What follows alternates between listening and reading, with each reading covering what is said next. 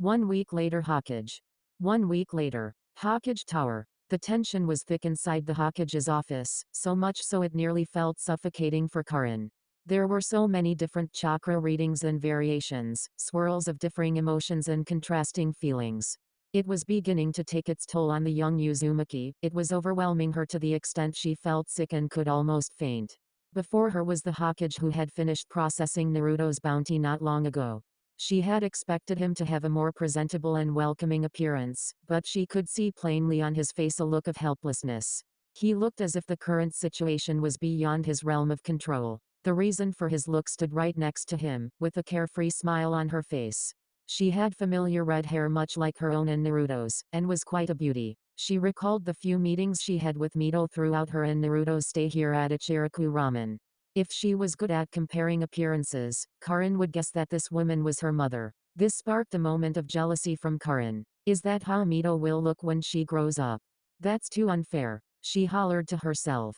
How the hell do I compete with this? Karin would have likely continued her inner rant, if it weren't for her increasing discomfort with said woman. Why does she keep staring at me with that smile on her face? I feel like a sheep being hunted by a wolf under those eyes. What Karin didn't understand was how excited Kushina seemed to be at the fact there is another Uzumaki within the village. The night after the council meeting last week, Kushina relentlessly chewed out Minato for not telling her about such important information. Anything involving her clan members was a big deal for her. The poor man couldn't get a wink of sleep that night, and his wife's little tirade had even made him late for his meetings, and that was the next day in the afternoon. If he learned anything after that little episode, it was to never withhold information from an easy-to-anger Uzumaki. Ignoring the disturbing gaze, Karin turned her attention to Naruto and the small pale figure beside him. As Naruto had promised, she, much to her initial reluctance, and Naruto did well on their promise to visit the orphanage every day to see Sai. At first, Sai had been a little reluctant to meet with them, and for good reason she might add. The way Naruto said he could help Sai after barely meeting the boy came off pretty suspicious, and even well. It made him kind of seem like Lalakan Shotokan maniac, which Karin secretly hoped for in her case. I'm not some weirdo, she defended herself internally. She somehow felt like she was being judged by people beyond her reach, and needed to defend her thoughts. I'm just willing to use anything to my advantage. Let it be said that Karin was very determined to gain the attention of one Naruto Uzumaki, and was willing to pull out all the stops to make it happen. Moving back on topic, despite Sai's initial reluctance, he found that he could get along well with Naruto. They both were awkward at forming relationships at first, and both were skilled in suppressing their emotions to some extent. He almost felt like an older brother. It was confusing to him, seeing as he never had family before, but he did know that whatever connection he felt between him and Naruto made him feel happy, at peace. The true feelings he felt always escaped him, never being able to put it precisely into words. What he did know was that whatever it was a positive feeling, and did wonders for his mood. He felt like he could become something if he stuck with Naruto. He had even enjoyed the banter and arguments between himself and Karin. It almost always ended with him being socked in the face due to some miscalculation in conversation on his part, but it never ended on a bad note. He had even been caught smiling afterwards, which creeped Karin out a little. Naruto, however, saw it as Sai finally opening up to them. It was only a couple of days ago where his papers were signed for adoption as Naruto's younger brother. The caretaker cried tears of joy that day, and thanked Naruto profusely. She had a strong feeling he would be a positive influence for Sai. She cared for all of them as if they were her own children, so it was always sad to see one go away. Karin wasn't sure how things would turn out with the new addition to their group, but she had a feeling it wouldn't be too bad. She would admit that as awkward as he was, it was fun to argue with him. Every Uzumaki needed some form of release for pent-up anger, and hers was fighting with Sai. She then turned her attention to her main source of worry, Naruto. His chakra is becoming darker and it's pulsating. She looked at Naruto with concern, noting the changes in his chakra signature. His emotions seemed to be less suppressed than the last time they appeared here. Could it be because of the woman?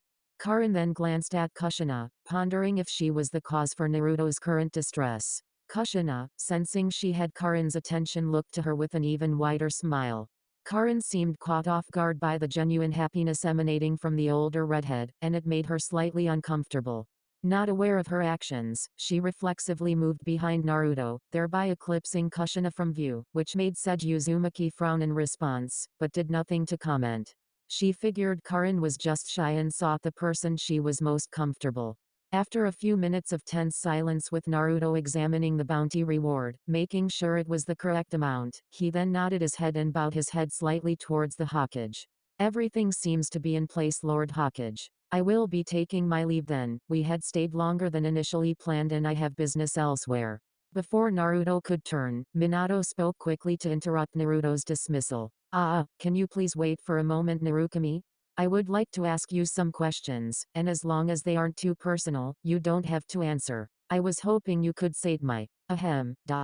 Minato turned to the source of the cough, which seemed to be an irritated Kushina, causing him to sweat drop at the action. Our curiosity. Naruto looked at the couple for a moment, before letting out a sigh of his own. I suppose a few minutes won't make too much of a difference. It would be difficult regardless to deny the request of the Hokage after all. At that response, Minato nodded and decided to voice his first question. Well, I would like to ask why your mask bears the symbol of the Uzumaki. Seeing no issue in answering this, Naruto answered quick but clear, it is in honor of a once powerful clan. He then turned his head slightly to Karin with a hidden smile before continuing. A clan I hope to bring back up in due time. At those words, Kushina seemed to smile even further. She could tell this man's feelings in regards to her clan were genuine and without ulterior motives. It was curious to see a non-Uzumaki treasure her people so much without ill will, but she felt it was a nice thing to see. Kushina then took this opportunity to voice her own question she had been withholding for a while now, and was hoping for a positive response. It's nice to see how much you care for the Uzumaki, which brings me to another topic. She then walked a few steps closer to Naruto and his group of kids before speaking once more. Would you and your group like to be a part of the Uzumaki clan in Konohagakure? At this mention, Minato could only slap his head and sigh in frustration. He had discussed with Kushina about this topic before, and he felt that they shouldn't seem too pushy or forward without confirming more things like their status and alignment. She was just too damn stubborn. Not even a few questions in, and she had already decided to make this group a part of her clan. He couldn't fully blame her though. Since the destruction of the Uzumaki, Kushina had always had recurring bouts with depression and self-loathing. Part of the reason she was so active was to keep herself busy and not think about the disaster or her most recent failure towards a member of her clan. On the other side, Karin's eyes widened comically. She certainly didn't expect such a situation. She thought that they would only be curious about her due to her hair color, but it seemed this woman wanted to invite all of them into her clan, a powerful and famous one at that. Sai didn't show much of anything besides a slight widening of his eyes. He too was aware of how famous the Uzumaki clan was, so everything that was happening right now only seemed too good to be true.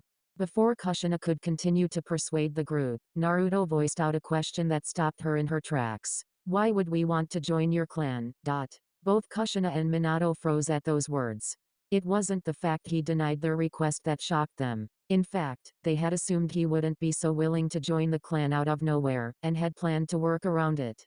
Who wouldn't become suspicious of such an offer that came from nowhere? What they didn't expect was the frigid tone he had used. From his tone, Minato could sense a cold disposition, indifference, and even a hint of disdain. Before they could recover, Naruto continued his questioning. It seems a tad too soon to trust us so openly to the extent you would be inviting us into your clan. This is not even considering that two of us aren't Uzumaki. What do you hope to gain from us? Kushina, finally recovering from the earlier cold words, decided to answer his concerns in kind. Oh gods no. We just felt that we could help provide for you and offer you protection, Tebane. There are many who aren't a fan of our clan outside of Konoha, so we wanted to help in any way possible. She wanted to express that she truly meant no harm to him and his charges. She felt that the sincerity in her words helped to convince them a little and began to smile until Naruto hit her with something that had been haunting her for years. You mean like how you protected the Kyuubi Jinchuriki 5 years ago? It was said in a dead tone that frightened Karin, and even the usually stoic Sai to the extent they began to shiver. It was something they weren't familiar with. Over the time they had spent with the masked Uzumaki, both had only seen the positive aspect of Naruto, but now seeing a new side of him began to frighten them a little. There truly was more to people than meets the eye. Kushina, who was on the receiving end of such cold words, had her eyes widened in shock and horror, understanding exactly what Naruto was getting at. She was left in a state disbelief and depressive stupor. Minato, however, narrowed his eyes in suspicion at the masked figure, reevaluating him as a whole. This information was not something people outside of Konoha should be aware of. He spoke with an authoritative tone to showcase his discomfort at the question, "What do you know of Naruto Uzumaki?" Karin's eyes widened at the sudden realization. The Kyuubi and Naruto? She then turned to look at the man before her. It was a good thing she was still being eclipsed by her favorite Uzumaki, otherwise Minato and Kushina would have picked up on the action and became more suspicious. Did they really make Naruto the Jinchuriki of the nine-tailed fox? Sai was merely curious of the situation, not yet knowing that the masked figure before him was in fact the Naruto Uzumaki that was being discussed. Judging from how Naruto was acting, however, he could determine there was a close relationship between the two. If Minato could see through masks, he would have seen Naruto roll his eyes at the question, before making a retort of his own. I mean no disrespect Lord Hokage, but the treatment of Konoha's Jinchuriki is still quite famous. And though you have tried to keep it under wraps over the years, I am well aware that he is no longer in your village, perhaps even dead. It was obvious from the way your Anbu ops were spread around the nations, so I doubt I was the only one to pick up on this. Minato could only look downcast after what he said. It was true they were searching for Naruto, but it was being done in secret. Konoha was considered a major military power, even considered the strongest in the elemental nations.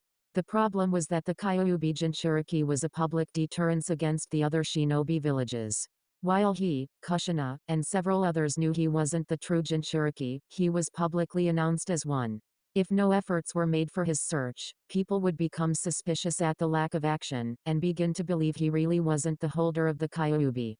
This would cause alarm and unrest within the village, and eventually it would be discovered that Mito was the true Jinchuriki. This would decrease the village's trust in their Hokage as a result, and perhaps even start to abuse his daughter for his mistakes. Noting the Hokage's silence at the subject, he turned his attention back to Kushina, who seemed to be on the verge of crying. I am well aware of Uzumaki traditions, Lady Kushina, and you chose to abandon the biggest one of all, family. All members of the clan are family, and for whatever reason, you turned your back on a child who had no one to call his own. Hearing those words, Kushina began to delve deeper into despair and sadness. She was well aware of the mistakes she made, and there was not a day she didn't think about the young boy she had left alone. She had let someone else suffer in the place of her daughter.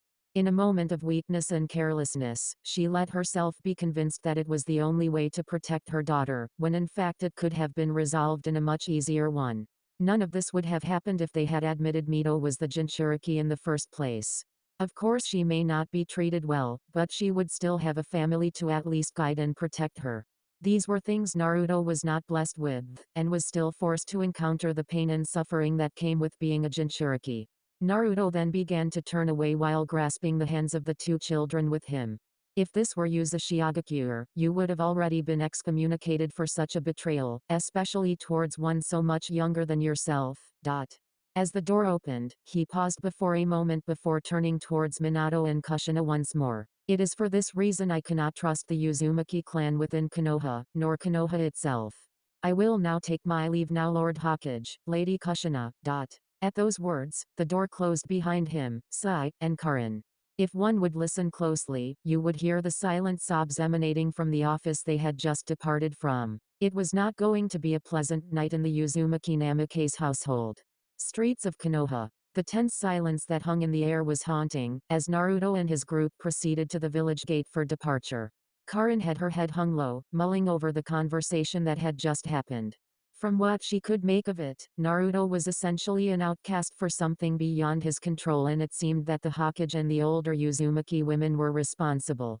Sai merely cast Naruto a questioning glance. He had yet to discover Naruto's true appearance and identity, so he was thoroughly confused by the situation. He was as good at reading emotions as he was showing them, meaning he lacked that skill vastly.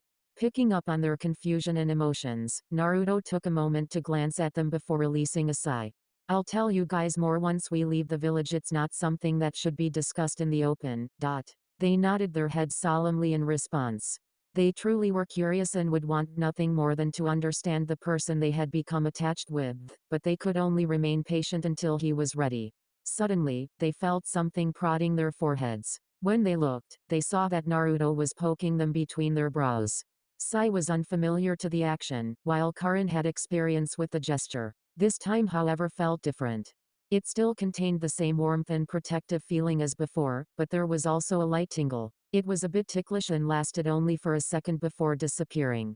Naruto, seeing their curious expressions, only gave them a small smirk before asking, "So, do you feel a little better now?" They could only nod their heads dumbly in agreement. They really needed to know the secret behind that poke. It was weird but comforting at the same time. While this was happening, they failed to notice, or chose to ignore, a weasel-masked Anbu figure who had watched the entire exchange from the rooftops of a nearby building. If his mask was not hiding his appearance, one would see the widening of his eyes as he gazed at the masked Naruto in stunned shock. Ever since the arrival of this mysterious mercenary, he had been tailing the masked figure between missions and other duties because they had felt familiar for some reason. Weasel knew he had never met someone with such a deep shade of blue hair. Nor anyone with that mask, but that style of hair and its unnatural spikes seemed to be all too similar to a friend of his in the past. The way he carried himself was also more mature than what his age was, which was assumed to be between 13 and 15 years. He knew he was noticed by the masked figure from the start, but the freelancer never did anything to indicate that he cared. Whether it was overconfidence or it served a purpose, he didn't know. He just counted himself as lucky to avoid any conflict with the man. Which brings him to the current situation. He had recognized the action the mercenary Narukami had just done, since it was something that was done to him many years ago. And he still does to his younger brother Sasuke in honor of his old friend. Could that really be him? He mused in shock. He hadn't known anyone else to do the same thing, so there was some hope that it really was one of his best friends from some time ago. Gaining a look of determination, he took off his mask slightly, revealing a familiar pair of Sharingan eyes, and the unmistakable face of Itachi Uchiha. Weasel. However, before he could continue after the blue-haired bounty hunter, he was called to a stop by a two shinobi bearing an Anbu mask. Lord Danzo wants to know the progress of your mission. Pulling his mask back onto his face, Itachi frowned slightly and gained a countenance of melancholy. He was currently acting as a double agent for the Uchiha and Konoha. It was made aware that the Uchiha have become suspicious in their activity lately. Namely, they have been stocking up on weapons and could be seen examining different routes of Konoha that were beyond their field of patrol. A coup was beginning to be staged, and from the looks of it and how quickly Danzo sought his presence, he could only think, it's almost time. With a nod of his head as his response, he took one last glance at the freelancer before performing a shunshin to meet with Danzo in his private quarters. Naruto, what would you do if you were in my shoes? Konohagakure forests. After that short episode of tension, the mood quickly picked back up with Sai trying to maintain a conversation with the two Uzumacus. And Karin ultimately firing a punch in his direction due to some offhand insult. Why do you have to always call me ugly? Can't you use something else, like beautiful or adorable, or even the ever-charming Karin? She finished with shaking fists and a face contorted into anger. Sai seemed to contemplate her words, before adopting an expression of confusion. I don't understand. He then took out a book on how to make and maintain friendships, and decided to voice out his defense. This book states that telling the truth is the best way to maintain trust in a relationship. He then looked in her direction, as if he was looking at some kind of anomaly in the world. I don't think this book would be published if it was false. I suppose that makes you an abnormal person. While he stated this in a deceivingly genuine fashion, as if he truly believed his words, Karin was reaching the boiling point for her fury. She nearly began to tear at her own hair before she threw her hands up in the air in exasperation, frustration, and surrender. There is no helping you. I tell you every freaking time and you do the same damn thing. She then turned down a dirt path and began stomping her way ahead of the two males of the group. Naruto chuckled a bit before turning to Sai. You know, you should take it easy on her. She has a pretty bad temper, and she just might kill you one of these days. Sai's confused expression then evolved into one of a slightly playful smirk. I understand it is just entertaining studying the different reactions she has towards my words. I am learning a lot about human interaction by continuing this meaningless banter. Naruto could only shake his head at this pale boy, who was now his younger brother. He did understand his desire to understand people and how to make friends, but it is something that should come naturally, and he does tend to be over the top in his insults sometimes. Though he did admit they were both similar, in the sense that they both found it entertaining to tease the younger Uzumaki. Before Naruto could continue to scold Sai, he was quickly hugged tightly by the little redhead who had ran back from ahead. Naru, I can sense people nearby, around 10 of them, and they're closing in fast. Upon saying this, she had many expectations on how Naruto would respond. She thought he would react quickly and with urgency, or break out into a mad dash in order to outrun their pursuers. She didn't, however, expect Naruto to release a sigh of exasperation in response. It's about time. I was beginning to think they wouldn't take the risk. Karin noticed that Naruto seemed to have an impish smile that would have made her recoil back at the expression if it weren't for the dire situation. Narukami, we ask that you come with us without resistance.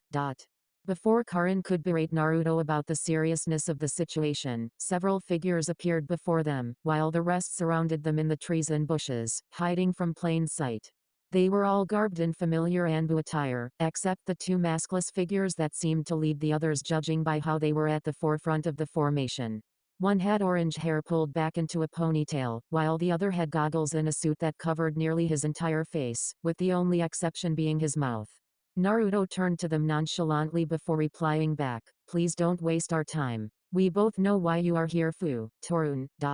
At the mention of the two leading figures' names, their eyes narrowed in response. It seems they were correct in their assumption. Fu decided to speak up, hoping to obtain any information he could. It seems you know of us. Would it be false to assume you are Agent Maelstrom? At this point, Naruto finally unveiled his real appearance before the root shinobi, gaining wide eyes from Sai since it was his first time seeing this change in his adoptive older brother. Meanwhile, the tension of the atmosphere beginning to thicken amongst the root shinobi. Most have heard the rumors even if they hadn't met him in person. He was a prodigy among prodigies within Root, and his strength and intelligence grew beyond what was normal for his age even when compared to geniuses like Itachi Uchiha or Kakashi Hatake. From their understanding and failed efforts in searching for him, he was Mia, presumed to be Kia by the general populace of Konoha. He was a monster in fighting capability even back when he was 5, so they could only imagine how strong he had become over the years. Even still, they maintained some confidence seeing as they heavily outnumbered their opponent and he was stuck with 2 children to defend. Judging by his current character and stance, he seemed ready to protect them at the cost of his own life, so that was all they needed for a boost in morale and continue their mission. As Naruto revealed his scarred face and brilliant red hair after pulling off his own mask, he produced a mischievous smile and stated in a mocking tone, I wonder what gave it away. Was it the mask? My unruly hair? Or was it the fact that I was skilled in the sealing arts? Fu, seeing no problem in answering him now that he found out his identity, relinquished some information he was privileged to speak about. We were uncertain of your identity because it was glaringly obvious. We had figured it was more a trap than anything. You were not trained to be so open, Agent Maelstrom. It is slightly disappointing, seeing as you were a person our generation looked towards as a model figure. He then shook his head slightly, as if openly stating how disappointed he was in his skill. It seems your skills have weathered over the years. At that statement, Naruto began to chuckle in response. Really, Fu? It's me who is disappointed in your skills. Did you even think this could be a trap to lure your group out of hiding? Fu showed no signs of being angered at the bash on his skills and answered in kind. While it may have been considered, it remains a fact that your combat ability has been. He then took a quick glance at the children beside him before continuing. Significantly cut back, and we have done a thorough search for traps. You are merely bluffing, Agent Maelstrom. At that statement, Naruto's smirk seemed to widen even further. You seem pretty sure of yourself, Fu. It makes me judge if you've actually been trained by Danzo. Fu and Torun then watched as Naruto clapped his hands together before saying, Yin release paradigm shift Kai. Understanding what this action meant, the 2 favored prospects of Danzo were quick to react. Unfortunately, the same couldn't be said about the remaining root ops. When Naruto finished the action, the trees and bushes began to distort in appearance, before taking the shape of his adamantine sealing chains. Faster than they could react, the chains coiled around the unfortunate victims of Root until their bones became dust and oxygen was non-existent. This was done in under a few seconds, and nearly the entire team of Root Shinobi had been annihilated other than Fu and Torun. They were treated as nothing more than brittle waste, meant as nothing more than sacrificial lambs for the sake of understanding his true capability. Without concern for their deaths and seeing the state of their companions, Fu and Toru now understood that they were in a precarious situation. They made the rookie mistake of underestimating a tiger who was pressured into a corner. Wanting to satisfy his burning curiosity, Fu felt the need to make his question known. Was that a genjutsu? Why wasn't I able to sense anything? Being a master in the mind arts, Fu was naturally curious. It was rare to come across a genjutsu master that was capable of putting him, or anyone in the Yamanaka clan under one for that matter. The only one he could think of off the top of his head was Itachi and Fugaku Uchiha. Naruto just shook his head and decided to humor Fu a bit. It wasn't technically a genjutsu, it was a yin release jutsu. At this, Fu and Torun did not understand his words. Though they were aware of the existence of yin release, it in itself was treated as a lost art based on how little information there was regarding its capability and potential. Seeing the confusion on his face, Naruto decided to elaborate. Jinjutsu is only one aspect of the yin release. Jinjutsu creates an illusion to ensnare the enemy. It is very capable in damaging the mind depending on how complex they are, but that is where it is limited. He then paused, to look at Karin and Sai, who had been standing stock still in shock and awe at the whole exchange. Even the usually expressionless Sai had his jaw dropped in surprise. Being sheltered most of his life, he had yet to see a true fight between shinobi, and now he had front row seats to one. Naruto was regretting slightly that he didn't have the chance to confront Sai about who he really was and tell Karin his whole story, but he supposed it was too late for these thoughts.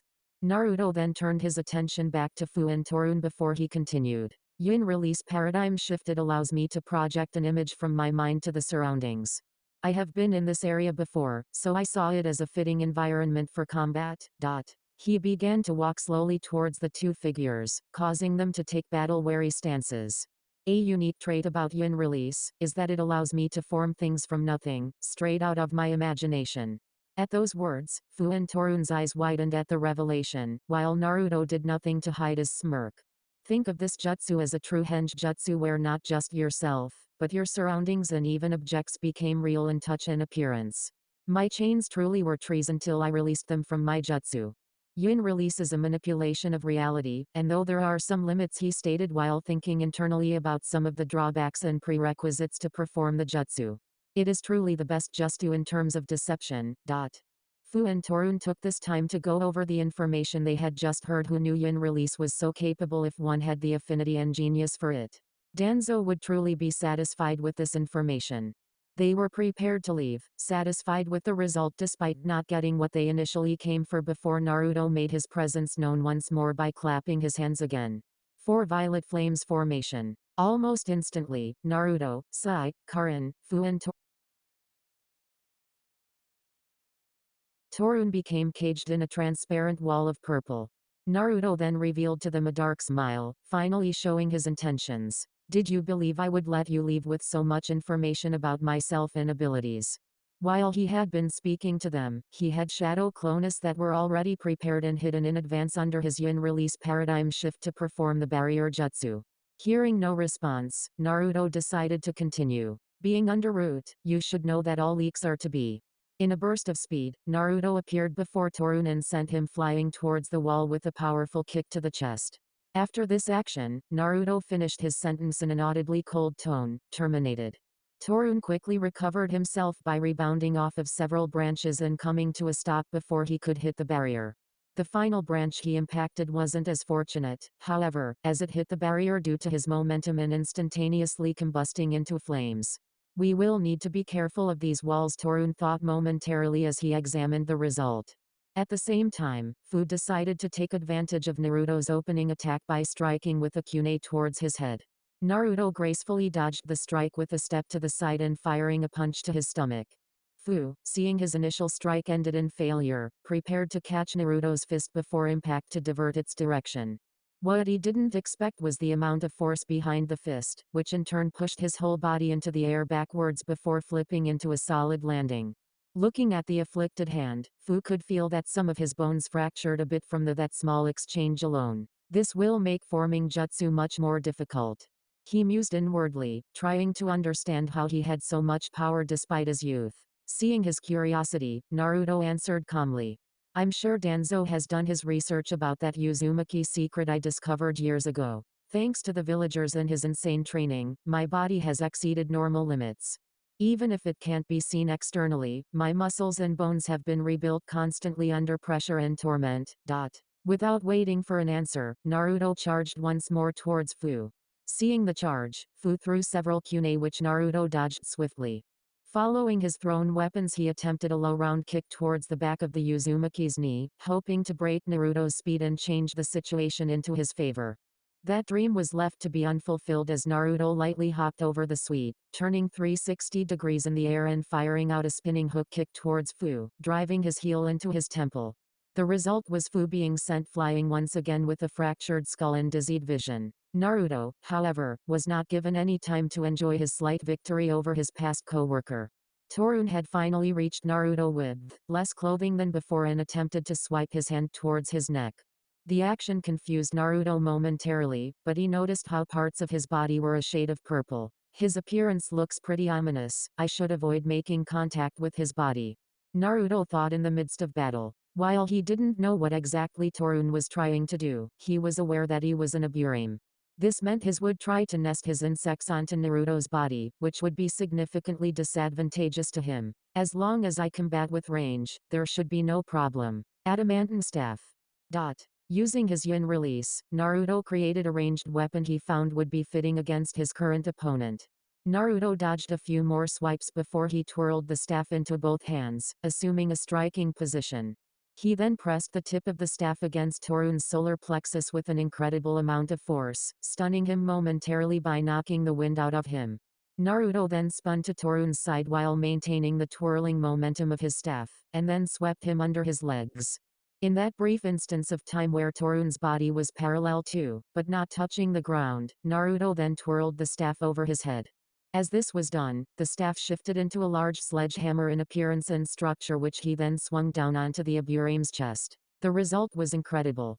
As the hammer smacked the insect user's body down to the ground, it created a large crater one would only see from a certain slug princess when she was thoroughly pissed. The earth beneath him began to cave and rupture for a rough distance of 10 meters in radius before coming to a stop. The appearance of the victimized Aburame could be seen with his chest slightly caved in and a spurt of blood dripping from the side of his mouth. Fu had been studying the exchange from afar, and seemed to have made a conclusion. He is beyond us in taijutsu, bukijutsu, and ninjutsu. What sort of monster is he? For once, Fu was beginning to feel helpless, but he had a duty to Danzo that he was willing to die for if it meant that Danzo could have an upper hand against Naruto in the future. Noticing Naruto was preparing for another strike towards Fu, he quickly formed a familiar hand seal only known to the Yamanaka but recognized all throughout the nations. Mind-body switch jutsu, he chanted inwardly. If Naruto had noticed the jutsu, he did nothing to show it besides looking Fu straight into the eyes. At that moment, Fu's body collapsed over and Naruto stood still over a heaving Torun. Naruto's mindscape. Opening his eyes, Fu took a glance around expecting to see the forest he was fighting in while inside of Naruto's body. This, however, was not the case. One look around, and all he saw was nothing. The space all around was pitch black and void of anything. It was ominous and slightly unnerving. As he prepared to exit the body before anything could happen, he suddenly became paralyzed as he heard a voice appear from nothing. I wondered what it felt like having a Yamanaka enter your mind. I have to say it's not very impressive. From the darkness, Naruto's figure began to form before him. He was in a thinking pose with his hand to his chin and the elbow of his arm resting under the other arm with his legs crossed. He appeared to be in a sitting position, but there was no object underneath him that would indicate as such. He continued to float around Fu while maintaining the seated position, seemingly examining Fu and the technique that was currently active. Under his piercing gaze, Fu chose to question his current situation, which was proving difficult considering his body was paralyzed. What are you doing? Naruto continued to float for a bit longer before finally stopping to answer him. I'm observing your jutsu. You Yamanaka folk are pretty ignorant of your own abilities, aren't you? At the slight insult, Fu narrowed his eyes. What do you mean? Naruto then sighed exaggeratedly, almost as if he was mocking Fu's intelligence. Your clan performs this jutsu without understanding its inner workings. They believe it to be a talent, and don't bother to study it further. Much like how the Uzumaki were ignorant in their talent for yin release, and chalked it up to being a talent in sealing arts, he mused to himself. Fu adorned a blank face that did nothing to hide his confusion in the matter. Naruto sighed once more before continuing to explain. Your jutsus aren't a talent for mind techniques. It is simply a combination of yin and yang release on a much, much lesser scale, seeing as it is only limited to mental manipulation. Naruto assumed a standing position as he floated around Fu. He continued to examine him while explaining to him the workings of his clan's signature jutsu. Your jutsu allows you to establish a connection between minds through yin release, and once that connection is made, yang release allows your mind to control the body. It is a perfect representation of what yin and yang release truly is. Naruto then stopped in front of Fu before continuing. That being said, I am very skilled in yin release, so as long as I can disable this mental connection, you won't be able to control me. Right now, you are in my mind, hence why you can't move freely. Naruto then gained a happy smile that was also mocking and playful in appearance.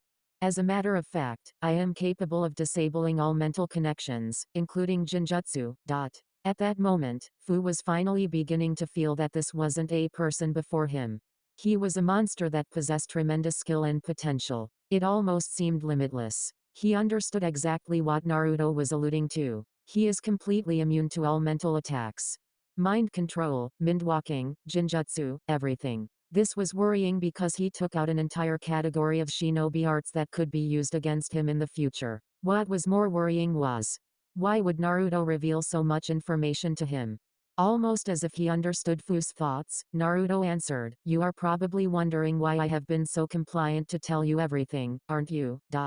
Fu did nothing to acknowledge the question other than the slight nod of his head. Naruto then cast him a devious grin while lifting his middle and index finger to his forehead.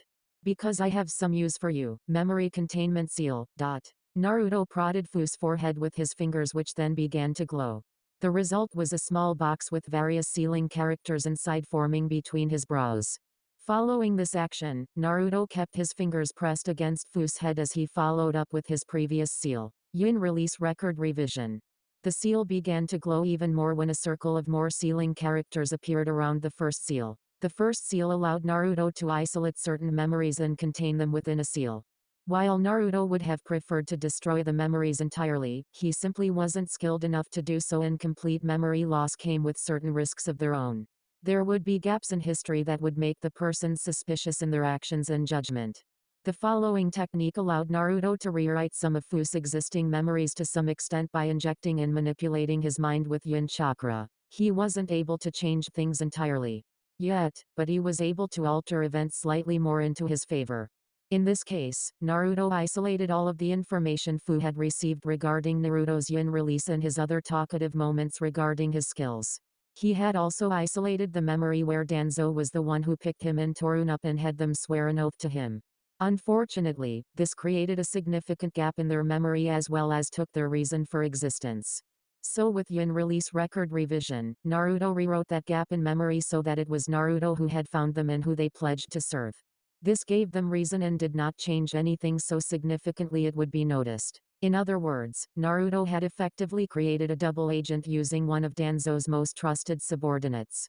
Other than Orochimaru's research on the cursed seal, this was another reason he had approached Konoha so openly. In fact, this was the primary reason for his return. Orochimaru's research was just an added bonus to the trip. He had bumped into Root more than a few times as he journeyed throughout the nations while hunting after different bounties. He understood they were a risk to his future and would only serve to complicate his life if left alone. He needed someone inside to spread false information on his location, while also providing him information of Danzo's and Root's actions in the process. This would allow him to avoid unnecessary confrontation and grant him further reason and evidence to act against Danzo without repercussions from Konohagakure. It's time to pay back what I owe you. Old man, thought Naruto with contempt. While it was true Minato Kushina, the village, and several other figures were responsible for his poor treatment in the village, he knew who really should be held responsible. Danzo was the one who had suggested and proceeded to convince the others that he should act as the Kyuubi Jinchuriki. His mistreatment, abuse, and eventual attempted murder all stemmed from this one man, this man he had once believed to be his father. Of course, that was before all of the cruel training and realizations of his actions came into play, but that was a story for another time. With the current seal, Fu would continue to act as a trustworthy agent under Danzo while providing Naruto various information in regards to Root when granted the opportunity. After a moment, the seal vanished and Fu's eyes began to dull over, signifying that the change had been made. Naruto looked at the limp figure once more before he literally kicked Fu out of his mind with a boot to the chest. Before leaving his mindscape, Naruto said aloud with a smirk on his face, "Now I just need to take care of the other one." Outside Naruto's mindscape Konohagakure forests. Everything that had happened within Naruto's mind had only taken a few seconds in the real world. Naruto awoke from that short trip in his mind to find that he still stood over a slightly groaning Torun and Fu was still collapsed in the distance. Torun looked in the direction Fu was in and saw the state he was in. Fu failed his jutsu and is incapacitated. It seems we are limited in our actions. Torun understood clearly that he wasn't Naruto's match in skill or strength, so he came up with another idea. Looking in the direction of Karin and Sai, he mused, "We will need hostages if we are going to escape alive and intact." Lifting a shaky and purple-tinted hand, he fired a small swarm of Rinkachu in their direction. As soon as they make contact, they would infect the children at an exceedingly fast rate. Under the pressure of such a time constraint, Naruto would be forced to release the two in favor of the children's survival. The speed the insects were approaching the children was faster than a thrown kune. Seeing the small swarm heading in their direction, Sai and Karin had little time to react. Sai was quick to move, but Karin had tripped clumsily over a protruding tree root. Recovering from this mishap, Karin realized she would not be able to move out of the way in time, which made her eyes widen in horror before clenching them tightly. Expecting untold pain from the technique. What she did feel, however, was a slight tingle on her forehead, but nothing else. Curious on what had happened, she had opened her eyes in time to see that the small swarm that was thrown in her direction were being burned by a transparent purple barrier that had formed around her. Shocked at the display, she subconsciously looked in the direction of Naruto and noticed he had a large grin on his face while Torun maintained a stoic, if slightly disappointed and helpless appearance. Encased inside a spherical purple barrier, Karin couldn't help but question inwardly, "Naruto saved me? But how did he?" It was then when she recalled the tingle on her forehead. Though she couldn't see it, there was a purple seal glowing on her forehead that was projecting the barrier around her. She was able to sense the origin of the barrier with her chakra sensing abilities and found the answer to her question. "He did this when he poked me and Sai in the village." Sensing that Karin understood what happened, he chuckled in response. "Sai, Karin, do you guys really believe I would leave you so helpless?" Torun caught on to his words and understood immediately. He prepared a failsafe in case he wouldn't be able to protect them. There never was an opportunity to escape. Now understanding his position, he could only wait for the inevitable outcome. He was too heavily injured from those few exchanges between himself and Naruto, and he certainly wasn't well enough to continue further. Naruto, noticing the change in Torun, remarked, "Oh, don't worry Torun, I have a better use for you, so you won't be killed." With that, Naruto proceeded to do the same thing to Torun as he did with Fu within his mindscape by containing and rewriting certain memories. Karin and Sai watched in silence as they saw Naruto plant a seal onto Torun's forehead. They had so many questions in regards to Naruto and they could only hope he would be willing to answer some. They were also curious why he then opened Torun's and Fu's mouth before pressing a glowing finger onto their tongues. This all happened in under a couple of minutes, where Naruto had finally stood up finished with his work. Clapping his hands together, Naruto said Kai, which then released the barrier that had surrounded the group initially and made the sphere surrounding Karin disappear, as well as dispelling the clonus he had prepared to maintain the barrier. With the threat of imminent death now past, Sai and Karin moved towards Naruto very quickly, with Karin grasping him into a tight hug and Sai watching him with slight concern showing on his once emotionless face, only a couple of feet away. "Naru!" Karin yelled loudly, now feeling they were safe. She had some tears brewing from her eyes, which was understandable. She was truly worried for the older Uzumaki and came very close to being killed if it weren't for the barrier seal he had implanted on her beforehand. Sai looked on with a slight smile before deciding to say something that had been bothering him. "It seems I lack some knowledge about the situation. I hope that you would be able to enlighten your little brother." As Naruto caressed the top of Karin's head in consolation, he sighed at what Sai had said. This was something he should have told Sai and Karin beforehand, but he had always found it challenging to do so. It was a personal issue and he didn't want to worry them unnecessarily. This is going to be quite a story for them, he mused before telling Sai and Karin the truth about himself and his situation. Kanahagakure Uzumaki Namake's manner. Back in the Uzumaki household, we can find the infamous hot-blooded habanero in a state of depression as she sobbed on the couch of her home. Minato had spent hours trying to console the love his life, only to end in failure. The pain she was feeling ran much deeper than he could resolve. He was not capable of understanding her current suffering, so he could only console her with empty words which proved to be useless. While he wanted to despise Narukami for putting his wife into such a state, he understood that he wasn't the one at fault. If they had taken better care of the situation in the past, perhaps there wouldn't be as many conflicts happening now. While Kushina continued to dwell in her depressive mood, Mito had just returned home and saw the state her mother was in. As a happy-go-lucky child, Mito was not going to stand still while her mama was crying alone. She rushed over to her almost immediately and tried her hardest to console her mother. "Mama, what's wrong? Are you feeling sick? Did Ichiraku close before you could get any ramen today?" As strange as her questions were, they were the only times she had truly seen her mother cry from. And before it is asked, Kushina had indeed cried when she had missed out on a bowl of ramen because they had just closed out their services only minutes before her arrival. Kushina could only send her daughter a pitiable smile. "No dear mommy, just had a rough day today. I was forced to realize a mistake I made a long time ago." Before Kushina could dwell further, Mito then adopted an overprotective countenance as she answered back, "So what if you made a mistake, mama? We are meant to learn from them," she said with confidence before adopting a curious expression. "At least that is what old man Tucci says. He said his ramen was terrible before he practiced and improved on his failures." Mito was by no means a brainiac and was only capable of mentioning meaningful things she heard from others, but it seemed to work in this instance as Kushina began to smile genuinely. Children had a way to soothe the hearts of adults that other adults simply weren't capable of. Children had an air of innocence and genuinely displayed their emotions without hidden intentions, making their words and opinions more believable than an older figure would. Mito then turned back to her mother with a cutely addicting smile. "Whatever mistakes you made, mama, you can always improve it in the future. Don't waste time being sad, make things better." Kushina nodded at her daughter's words before returning a genuine smile of her own. "Thank you, Mito, you always know how to make your mama happy." Mito then began to giggle as Kushina enclosed her into a tight hug for comfort. After some time, Mito then brought up a topic that had been troubling her over the course of the week. "Hey mama, I have a question." Kushina then pulled herself away slightly from her daughter while wiping away some of the tears she had accumulated in her eyes. "What's the problem, dear?" Kushina truly held Mito dear, so if anyone was bothering her, she would be sure to give them a piece of her mind. Fist.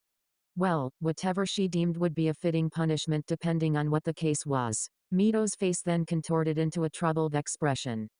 "You always said I should only marry someone who loves ramen as much as me and could beat me in a contest, but now there is two of them." Kushina then rose a brow at that statement.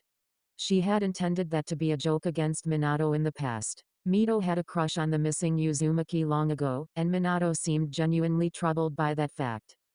Capitalizing on this fact, Kushina had told Mito that she would only approve of someone who loved ramen and ate more than her, insinuating that she should form a relationship with Naruto just to annoy her father. To hear that someone else was capable of such a feat only sparked her curiosity further.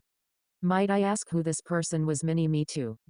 Ignoring the nickname Kushina had given her, Mito stated simply, "It was this man with a mask that had a blue swirl on it." "What should I do, mama?" Kushina's eyes widened slightly. "It's him," she mused inwardly. While she didn't like him for obvious reasons, she found the situation itself to be quite entertaining. Chuckling lightly, Kushina decided to reveal some information regarding the marriage policies of the Uzumaki. "Well, Mito, the Uzumaki were actually known to practice polygamy among royalty and powerful individuals to maintain a strong bloodline." Kushina noted the confusion on her daughter's face and decided to play a practical joke on her husband to relieve some stress and get back at him for not telling her about Narukami sooner. "This is something you should talk to your daddy about, Mito. Be sure you mention how you want to have a harem like an heir of the Uzumaki deserves." Despite her confusion, Mito nodded anyways, trusting her mother implicitly. Okay mama, I'll go talk to him now. As Mito journeyed her away from her mother's arms and out of the room to meet with her papa, Kushina finally began to laugh out loud at the coming terror Minato would soon become afflicted with.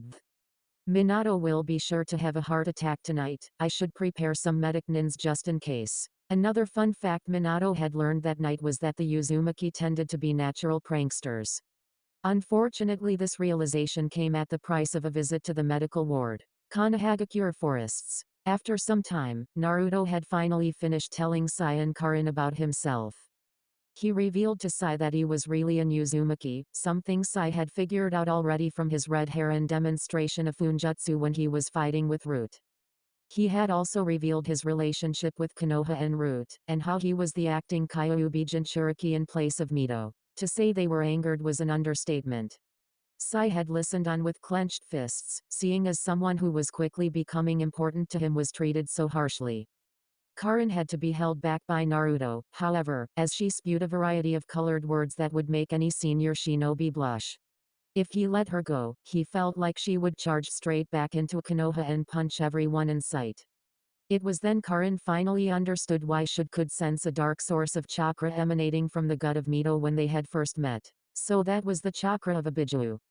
She had thought to herself, taking care to familiarize herself with the nature of it so she can avoid anyone who possessed a similar power. Naruto took the time to also tell him about how he had left the village and entered Uzashigakure. He did not detail all of his training and what he had learned, but he did release a few facts that both Sai and Karin had found to be shocking. Part of the reason I took you guys in was because your skill set matches up closely with my own, and I want to pass down these techniques to the younger generation. Naruto looked in the direction of Karin, deciding to start with her. As an Uzumaki, you have a natural affinity for yin release like myself, and I wanted to help you realize this potential. He then turned his focus towards Sai. I noticed you have a talent for drawing, and your style is very close to one of the sealing arts I am familiar with called animate sealing. As he said this, Naruto brought out a brush, ink, and small scroll as he began to draw several small birds. Animate sealing is a different sealing method because it relies on the opposite of yin chakra, which is yang release. As Naruto finished his drawing, he chanted a short kai, which then drove Sai and Karin into shock at what had happened next. The birds became alive and flew out from the scroll and perched themselves onto their shoulders. Using yang release, you breathe life into your seal or drawing, which can then be used in combat or information gathering. Sai nodded his head dumbly, trying to absorb all the information that was swirling around his head at the moment. He then gained a curious look before asking, Naruto, how come you didn't use this when you fought the Root Shinobi? Gaining a slightly bitter smile, Naruto stated simply with a shake of his head, there are some challenges I need to overcome before I am capable of mastering yang release, and I unfortunately haven't reached that point. His bitter smile then changed into a genuine one as he looked towards Sai. You, though, have talent in yang release. It was something I had first noticed when I saw you from afar. Yin and yang are opposite but complementary energies, so I am able to feel if someone has talent in either areas due to my own talent in yin release. I believe you can truly make this style your own, Sai. Sai then adopted a smile of his own in response and nodded his head in response. Naruto seemed to genuinely care for him and Karin, which only served to make him think he made the correct decision by traveling with him. Before they could continue any further discussion, everyone felt two presences begin to awaken from their state of unconsciousness. Sai and Karin gained wide eyes as the figures of Fu and Torun approached Naruto despite the injuries they received. Naruto was currently facing the opposite direction of them, so he did not see this happening. Before they could warn Naruto, they were shocked once more when they found both Root Shinobi kneeling before him as if he were some object of worship. What do you ask of us, Lord Naruto? If the action wasn't shocking enough, their words certainly were. Are these two really the same people who had attacked them moments ago? Naruto turned to the two, not surprised by the events taking place. He waved a hand at them nonchalantly before giving them their orders. Return to Danzo and keep me updated of his en route's actions. Inform him of your loss when in pursuit of me, and only mention my skill in Funjutsu. Do not confirm my identity to him and work to avoid giving unnecessary details. You are dismissed. Yes, Lord Naruto, they stated simply before leaving in a Shunshin jutsu. Naruto turned his attention back to the wide-eyed and gaping jaws of his new disciples. Knowing what they wanted to ask, he decided to beat them to the punch in responding. You remember that glowing seal on their forehead?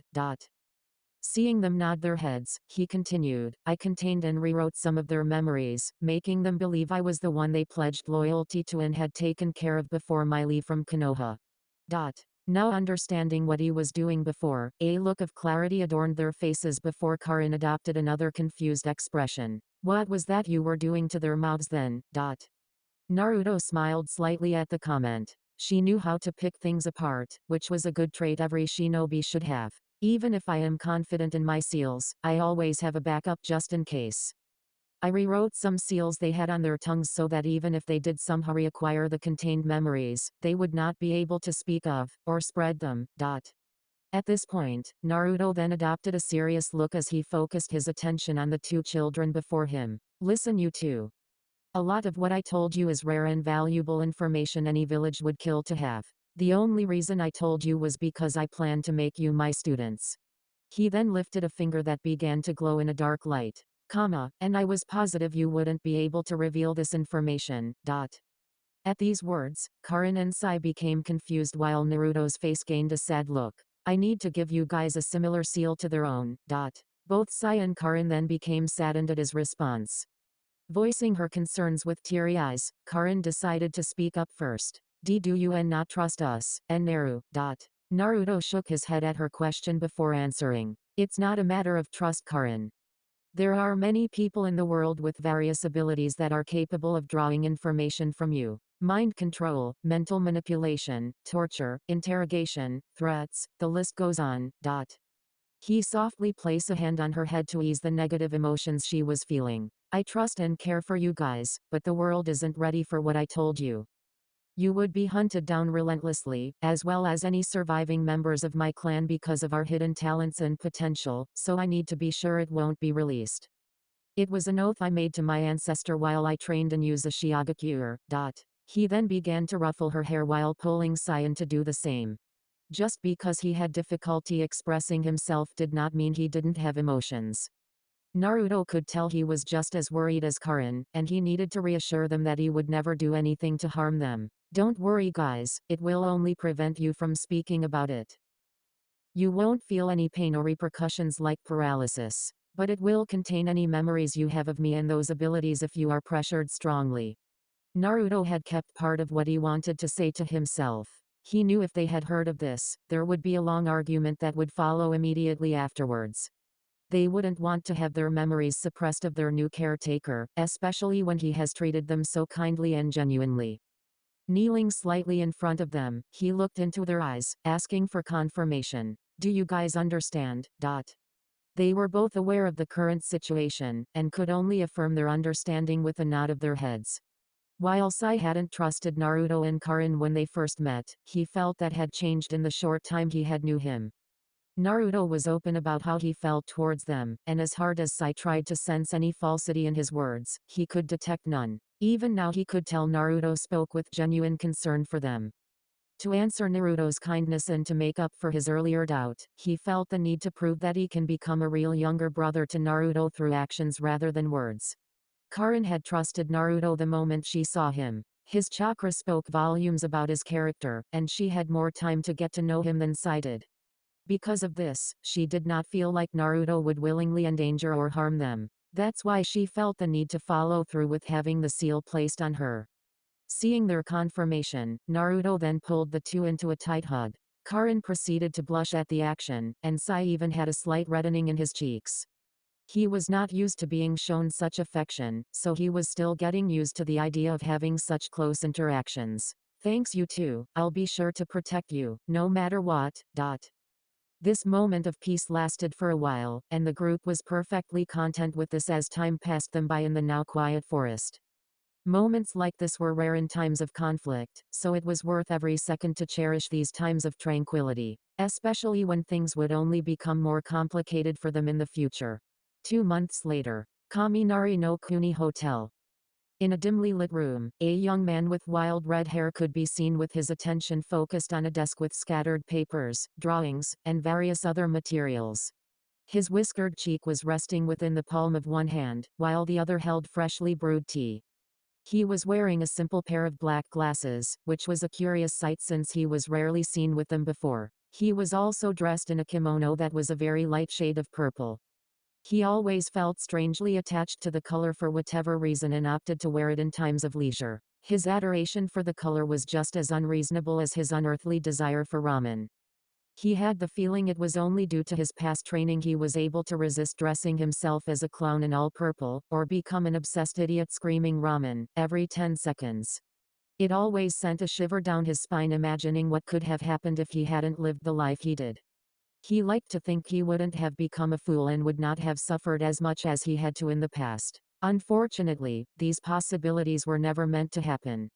He was currently overlooking some papers and cross-referencing research material of various seals he had experimented with, and reviewing knowledge he had gathered from his travels.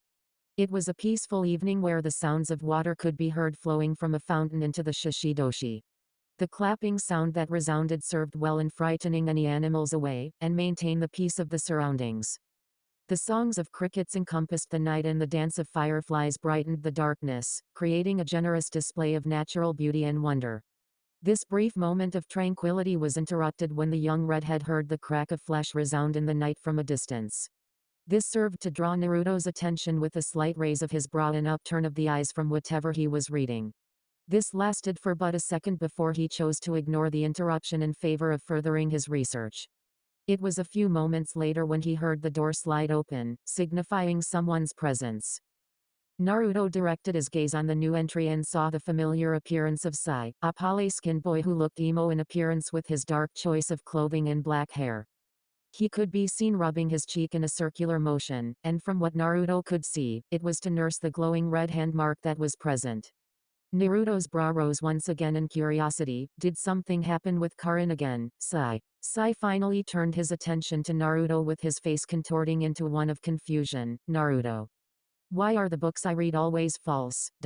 Naruto just shook his head at the pale child in exasperation. I think you're going to have to clarify what you mean, Sai. He then shifted his body so he faced Sai entirely, showing that the boy had his full attention while sipping on the tea he had resting on his desk. Let's start with what happened, alright. Sai nodded his head and looked Naruto in his eyes and explained his situation nonchalantly. I was caught peeping on Karin in the bath. Naruto proceeded to choke and spurt out the tea he was enjoying, leaving a stoic Sai very drenched on his face. If he was annoyed by the reaction, it certainly didn't show other than him moving to grab a towel to wipe himself off. While Sai sought to dry himself, Naruto was fighting for air while trying to gather his thoughts. Sai is already interested in girls. He's only 9. Naruto failed to realize he was a hypocrite in saying that, seeing as he has been a proud owner of Icha Icha since he became the false Jinchuriki of the Kyuubi. This is way too soon for me. Do we already have to have the talk? He turned his attention to Sai, who was now wiping his face with a small towel. Knowing Sai, I somehow doubt he is interested in girls yet. But, I should check to make sure, as much as I don't want to talk to him about the birds and the bees. Naruto then coughed audibly, gathering Sai's attention. Ahem, wasn't aware you began to show an interest in Karin, Sai. It just seems a bit unexpected from your interactions so far. It was now Sai's turn to raise an eyebrow at the comment. Interest. I believe you are mistaken, big brother. Naruto tilted his head in confusion. Then, why would you peep on her if there wasn't a reason? Sai shook his head lightly. Of course I had a reason, brother. Seeing Naruto's questioning gaze, Sai continued to explain himself. From a book I read recently, it stated one way to understand the fairer sex was through careful observation during their more private moments, such as bathing and changing clothing. Naruto was positive if he had continued drinking his tea, he would be choking at that response. Sai gave Naruto no time to respond as he continued explaining his reasoning. It stated that a true man is willing to risk his life to observe the bodies of the fairer sex for a better understanding of them and how they act. I admit it was a good read, but there were a lot of parts that I lacked some understanding in. After a brief moment of shock, Naruto couldn't help but laugh a little. Those books are seriously going to be the death of him. In between his laughs, Naruto decided to question Sai. Seriously, Sai, where did you hear something like that? Sai then adopted a confused expression once more before questioning Naruto. You're not familiar, brother. Seeing Naruto didn't show any signs of understanding, he clarified his exact meaning. I found the book in your possession. I think it was called Icha Icha Peep Mania. When Sai pulled out the book that was responsible for his actions, Naruto's face shifted into various shades of red and blue, contorting into expressions horror and embarrassment. In a flash that would put the Hiraishin to shame, he snagged the book out of Sai's possession before looking over the contents, only to confirm that Sai was telling the truth. Shit.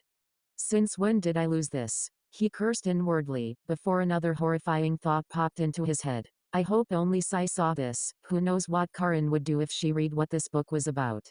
He swallowed fearfully before he decided to question Sai. Sai, why did you read this? Where did you get it? Sai saw no problem in answering, so he did so without hesitation.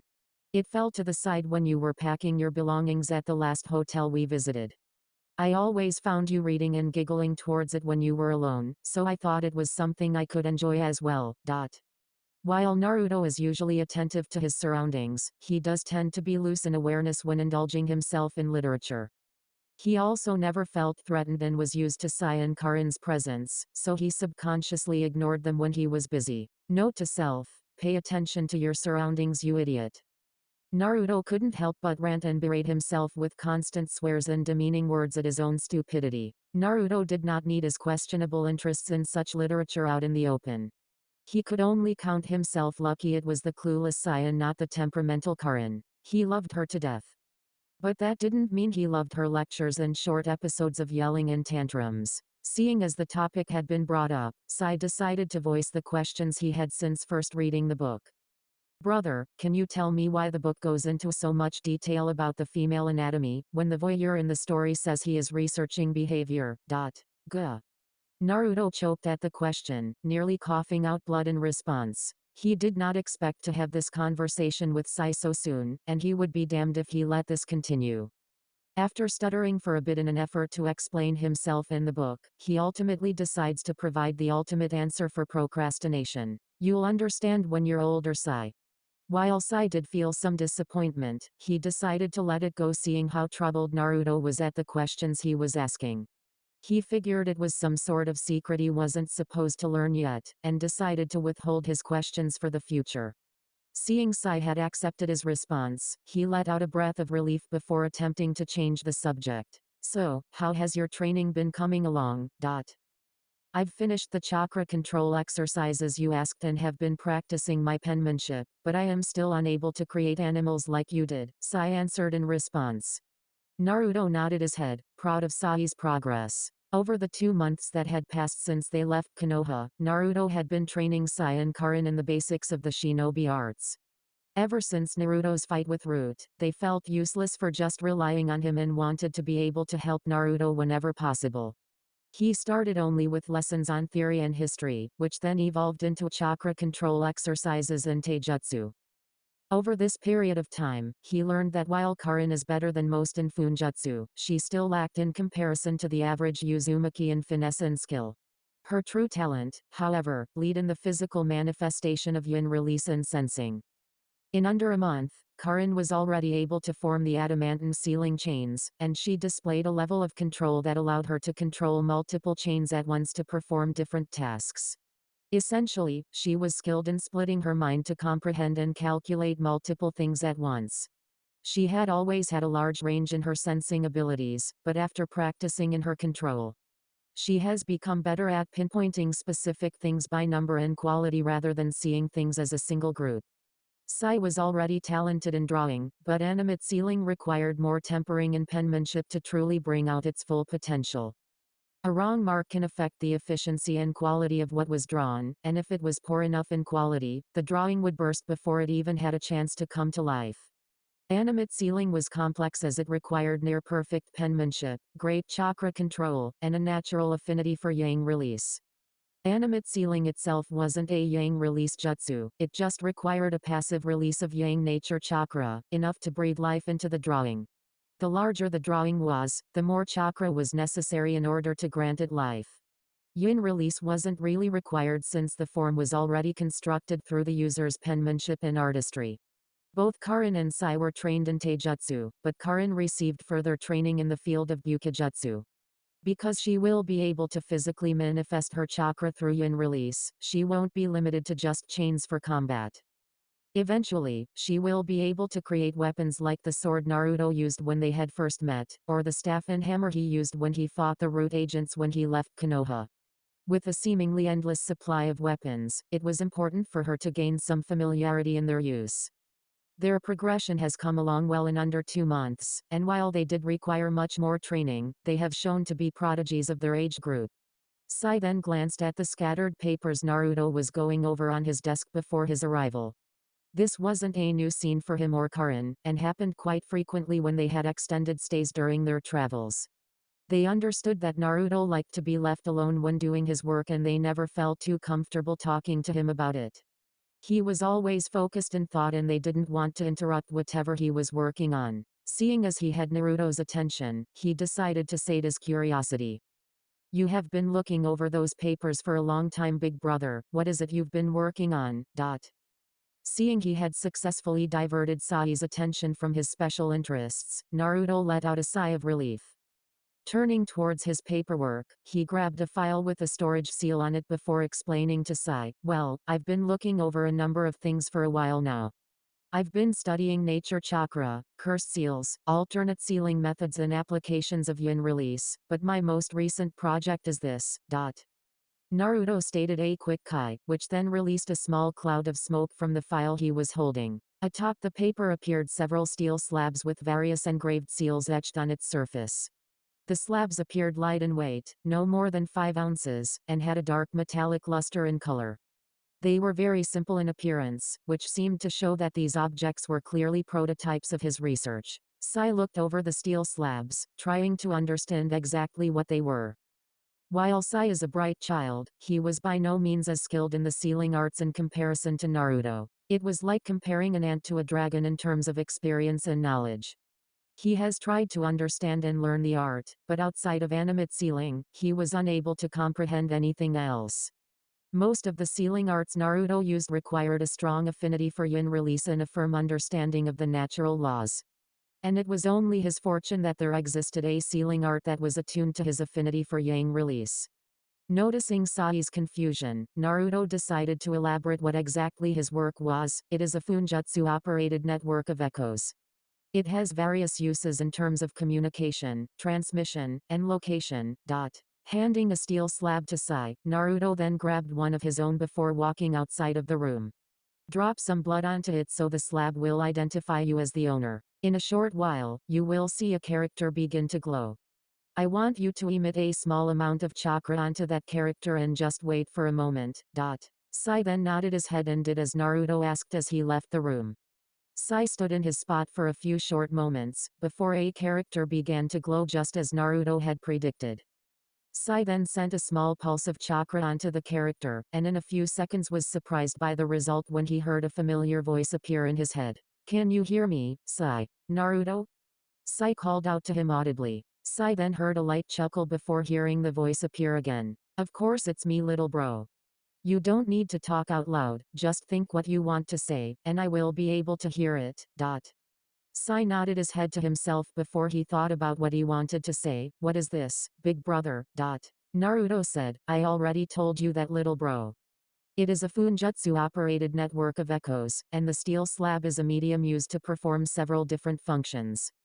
Sensing the pride and excited tone in Naruto's voice, Sai chose to remain quiet, knowing Naruto would explain everything in detail shortly.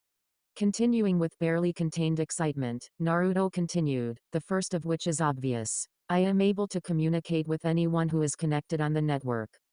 The slab I gave you already had a drop of my blood marked on it, and once you dropped some of your own, you also became established as a member of the network."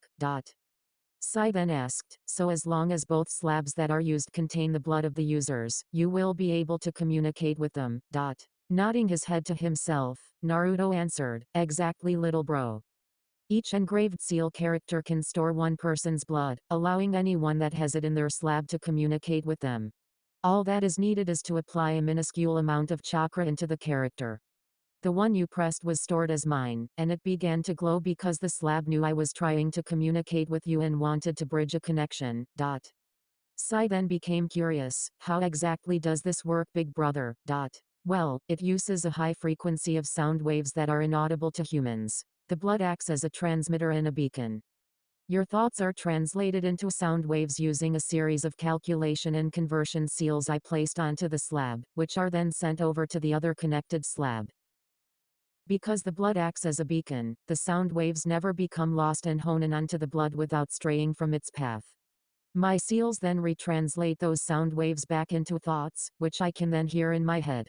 Pretty cool, huh? Sai could only shake his head in response. He was absolutely clueless on whatever was just said. He was not skilled in seals, and neither was he knowledgeable of various sciences like Naruto was. From what he gathered, the slabs used sound to transmit thoughts to the other slab as long as a blood connection was made. He didn't need the intricate details, he would just lose his mind over it. Of course, he didn't bother to tell Naruto this. Once he gets science why, it becomes impossible to stop him from ranting about, well, whatever it is he talks about. Sai was soon broken from his thoughts when he heard Naruto continue speaking. Which leads me to its second function. On the bottom of the slab, there is a large ceiling character. I want you to send a pulse of chakra through that character, Sai. Not being one to ignore his big brother, he did just as he was told, but then found himself assaulted with some knowledge a moment later. Sai's eyes widened in surprise, now understanding why Naruto said the slab was a medium for a Funjutsu-operated network of echoes. Smiling on the other end of the slab, Naruto spoke up, knowing Sai would be surprised right about now. It seems you understand how great this project is now, huh Sai? By sending a pulse of chakra into that character, you will know the direction of everyone who is connected in the network. By using high-frequency sound waves and echolocation, you will gain a general idea of where they might be and how far they are from your position. Hence the reason I stated it was a network of echoes. Even though Sai was young, he clearly understood the advantage of such a device. With it, communication during missions did not require meeting areas, and knowledge of your team's whereabouts can be continually tracked. In essence, mission effectiveness, efficiency, and success would be improved significantly. People would kill to have such a convenient device. Sai then turned his attention the door that now slid open, revealing Naruto's return to the room. Naruto then sighed after his explanation. However, the distance when using sound waves is still limited. Both functions it currently has is limited to a distance of 100 meters, and while that is still a decent length, it just isn't useful for village-wide missions that require the spreading of forces for great distances. Shaking his head in slight disappointment, he then turned his head upwards in Sai's direction before continuing. Part of the reason we are going to Kumagakure is to resolve this issue. There is apparently a very useful jutsu that I can study over there that can help me improve its current functions, but it would require the agreement and acknowledgement of the Raikage. This was one of the reasons why Naruto had been turning in so many bounties in a short amount of time. For one thing, Naruto needed a reputation and credibility. If someone wanted to ask the Raikage a favor, a certain degree of background was required, and if he wanted to ask the Raikage for something, he needed to curry favor by turning in bounties or offering things in equal exchange. He also needed a way to meet with the Raikage easily without too much questioning. If he had come without reason, he would definitely seem suspicious and have many watchful eyes over his arrival. If he had a reason such as turning in a bounty, then his presence wouldn't become as questioned or seem as suspicious. He would still be observed, but at least it would be under better terms than they would be under the assumption that it was for a simple exchange of money.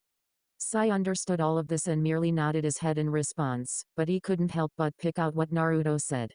Brother, you said that this was only part of the reason for heading to Kumagakure. What is the other? At this, Naruto frowned slightly before responding. There is a place I need to go that only Kumagakure is in possession of. Right now, I am suffering from some consequences of using Yun release so often, and the only way I can repair the issue is by entering that place. Sai noticed how Naruto seemed a bit frustrated at whatever that issue was. Though he was curious about what exactly that issue concerned, he figured Naruto would have told them about it if he truly wanted them to know. While Sai was content with this, he knew Karin would be more open in voicing her concerns about their favorite redhead. He was worried as well, but he respected the Uzumaki's privacy. It didn't seem like a life-threatening issue, so there was no reason for him to bother Naruto about it. What he did know, however, was that this was the true reason for their journey to Kumo. Naruto then shook his head, shaking his thoughts from that personal issue. He then turned to Sai with a light smile before asking, "So, what do you think of my new project?" Understanding Naruto wanted to change the subject, Sai conceded and answered in kind, "It is amazing, big brother. I always knew you were intelligent in the sealing arts, but not to this extent. But the name is a bit long, don't you think?" Naruto just shrugged his shoulders at the remark. "I'm aware, I was just more focused on the actual functions rather than the name. I'm sure I will come up with something in the future, unless you had something in mind." Sai then nodded his head. "I was thinking we can call it a phone. It is simple, straightforward, and contains the first letters of your original name." Naruto thought about this before nodding his head in agreement. Like Sai said, it was a simple acronym for Funjutsu-operated network of echoes, but he felt that it strangely fit for the functions of the device. "I think that works fine, Sai. We'll call it a phone from now on." Sai smiled at being able to name something that could change the shinobi world once its existence was revealed. He was even happier that Naruto approved of it. Over the course of 2 months, he truly felt like he, Naruto, and Karin had become a family. Naruto was the protective and caring older brother, Sai was the socially awkward and teasing younger brother, while Karin was the rambunctious and free-spirited younger sister. He held Naruto with great respect at his prowess and character, and sought to become like him in the future. He wanted to be reliable and protect his new family from now on. Naruto then approached Sai, then began to pat his head to regain his attention. "We should start getting ready for bed, Sai. We'll be heading out tomorrow for Kumagakure and we should be there in a couple of days. We'll need all the rest we can get." Sai nodded his head, enjoying the small brotherly interaction he was having with Naruto, until a sharp, yet familiar yell resounded within the room with the doors slammed open. "Sai!" By the doorway appeared a furious Karin who was now dressed in pajamas with a look of absolute fury as her hair danced wildly in accordance with her rising rage. Sai gulped audibly, and noticed that Naruto was now nowhere near him, and was instead hiding behind his desk. Seeing Sai's look of betrayal, Naruto decided to speak for himself in defense of his current actions. "I'm sorry, Sai, but you brought this on yourself. I'm well aware of an Uzumaki's temper. And I will have no part of this." Naruto then saluted Sai and shined away, not before leaving Sai with these last words, "Rest in peace, brother." Sai then began to sweat with a harsh chill running down his spine, as he slowly turned his head towards Karin, only to see a chakra-infused fist impact his face, sending him outside into the trees. "Sai, you motherfucker. I'm going to send your perverted ass straight to hell." It seems that Karin wasn't finished dealing punishment towards Sai for peeping. From then on, only screams of pain and hollers of rage were heard until the morning, making it a very sleepless night for one Naruto Uzumaki and the other unfortunate customers who shared their hotel. "This is going to be an exhausting trip," Naruto thought to himself before deciding to settle things before leaving -2 days later. Kumagakure Raikage Tower. We now find our trio of Naruto, Karin, and Sai standing in the office of the most powerful man of the village. Before them was a tall dark-skinned man with a ridiculous muscular build that just screamed power. He had white hair combed back with a small mustache and goatee. Over his muscular build was his cage hori, which he wore no shirt underneath. On his wrists were gold bangle bracelets which seemed to be his primary weapon of choice for combat. His already imposing figure was further enhanced by his narrowed eyes, which were currently trained on Naruto's figure under scrutiny. Naruto was currently masked, so the Raikage, was naturally wary of the man. He was aware of Narukami's accomplishments, as evidenced by the bounty he had just received from said mercenary, so there was no denying the man's skill.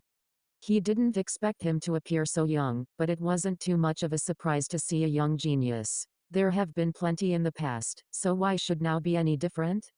What made him wary though, was the fact that Narukami had just asked him if he could request a favor of him. It was suspicious, extremely suspicious in the eyes of A. He was now aware that there was another reason for him being here, and the fact that he used a bounty to gain entry meant that he was seeking to avoid trouble at the gates. This brat is pretty cunning, A had thought to himself. While A is usually an act first, reflect later kind of guy, it did not mean he didn't use his brain. He became the rakeage for a reason, and he would not have been selected if he was hot-tempered all the time. He was plenty capable of considering different situations, and right now was a very curious one. Narukami was a mystery to everyone, and Minato wasn't the first one to do background checks on him.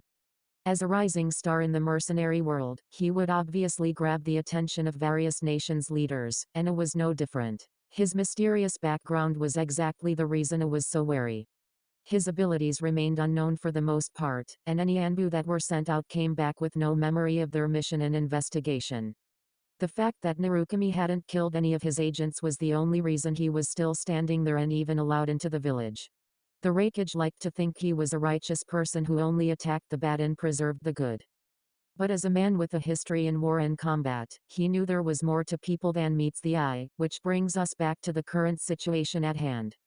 A decided to speak first, maintaining a focused and authoritative countenance. And what exactly is it you want, brat? Naruto was well aware of the Raikage's temperance, so he ignored the jab at his age. Fortunately, he had experience with tempers when dealing with Karin. He would just have to be careful with his next few words. No matter what, the Raikage was not going to like what he was going to ask, but it was necessary for him to do so regardless. He needed access to the Falls of Truth on Genbu the island turtle, but he needed permission. Of course, he could have snuck himself onto the island-sized turtle, but he would then risk offending the Raikage. Naruto was trying to maintain neutrality among the nations so he could have more freedom in movement between borders. It was bad enough Danzo had root engaging with him, so he didn't need more trouble. It also didn't help that Karin and Sai had only begun their training, so he wasn't willing to put their lives at risk. Taking a deep breath, Naruto prepared himself for the shitstorm he knew was about to come. My request is very simple, Lord Raikage. I would like to have access to the training ground on Genbu, the island turtle. Right after Naruto stated this, two of the Raikage's Anbu ops appeared beside a now angered and standing A, prepared to either attack them, or protect them from the Raikage's fury. Brat. You understand that those are private grounds open only to a select few. Not even my shinobi are allowed there without express permission from myself. That is territory that has been barred from all shinobi excluding my brother, Killer B. And you still have the balls to bring this up. Even as infuriated as he was, A was not going to attack Naruto outright. He had not acted against him and merely asked for permission. It would be an inappropriate response to attack someone only for asking a question. Of course, he was still tempted to anyways. If his hair wasn't white, one would assume he was an Uzumaki based on his attitude and demeanor alone. Sai and Karin both began to tense their muscles at this reaction and drew towards Naruto. As mature as they may seem at times, it didn't change the fact that they were still children who can feel afraid. Right now, the Raikage released an extremely oppressive aura that demanded respect and obedience. It caused them to shiver and unconsciously seek Naruto for comfort. Seeing that he had scared the children, A's anger diminished a bit. He did not want to frighten children who were not capable of defending themselves.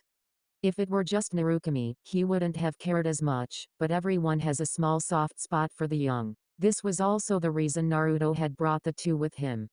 Negotiations would go a lot smoother if it was done in a calm manner, and having children with him would help to contain the rage of the Raikage. Naruto maintained a calm appearance knowing A would act this way and continued speaking. What I need is not so much the training grounds, but I need access to the Falls of Truth. I've reached a bottleneck in my training that requires the falls for me to continue. As Naruto continued speaking, A was slightly surprised that Naruto was also aware of the Falls of Truth. It wasn't a huge secret, but it definitely wasn't common knowledge. It was also considered an extremely risky method of training that only his brother B was capable of succeeding in. One wrong step could lead someone into the darkness they normally kept hidden. In truth, it wasn't that Genbu held some world-shattering secret. In fact, it has been treated as an important part of Kumo's Chunin exams, and has been said to be the equivalent of Konohagakure's Forest of Death. If it held some secret, it wouldn't be used for such a public event. The problem was that Killer Bee had just taken Yujiro to train their tailed beasts, and he couldn't help but find the timing of Naruto's arrival to be too coincidental. He held no trust for Narukami, especially with his mask hiding his face. He did not want to risk having an unknown within his territory. But, the fact that he came here knowing his reluctance means that he has something to show for it. Seeing the Raikage remain silent, Naruto knew he had to convince him here or he would have to risk sneaking into the place. Of course, I am not requesting such a thing for free, Lord Raikage. I am prepared to offer you something that would help your village's shinobi significantly. I'm certain you've heard of my prowess in the sealing arts, correct? I had heard such reports before, so he was inclined to believe this point of Narukami's. Does this mean he is willing to offer a service towards them? Sealing has always been an obscure and challenging art, and not much has been known about it since Yuza Shiogakure had perished. I would admit that he was ashamed that his father was willing to exterminate a whole clan of people because they were deemed as a threat. When they had done nothing and never actively participated in the wars since the founding of the 5 great villages. He understood how worrying their potential was, but he felt there were other ways of dealing with them that didn't involve their destruction. So hearing that Narukami was willing to offer assistance with a seemingly lost and obscure art, he couldn't help but feel elated. Having possession of a sealing formation that other villages don't have is a great boon to a village's defense, and treated on the level of being a treasure. And his Anbu operatives watched as Naruto pulled out 2 steel slabs with engraved seal markings that Sai found very familiar. Naruto then held out the slabs as he explained what exactly they were. These slabs are a device I invented called a phone, which is an acronym for Funjutsu-operated network of echoes. It is capable of communication, transmission, and For the next half hour, Naruto continued to explain the functions of the phone, its potential, limitations, and other subjects entailing its creation. Even if Naruto explained how it worked, it would be impossible to copy unless one had an affinity for yin release and was a seal master at his level. On top of having knowledge of micro-sealing, which has been deemed as a lost sealing method to the extent only he had knowledge of it. Throughout this explanation, the Anbu operatives in both had their eyes widened in shock. Communication from distances, an easy method of locating allies, increased mission success rate. What village wouldn't desire such a device? It truly had great potential and would prove to be very powerful in their hands. I was extremely excited, especially when Naruto mentioned that no other village owns this device. On top of that, Naruto had offered to make them 100 copies of this new tool. While it was not enough to cover every shinobi he had, it was still something his shinobi forces could use. Especially his Anbu ops when they underwent assassination and recon missions that required secrecy.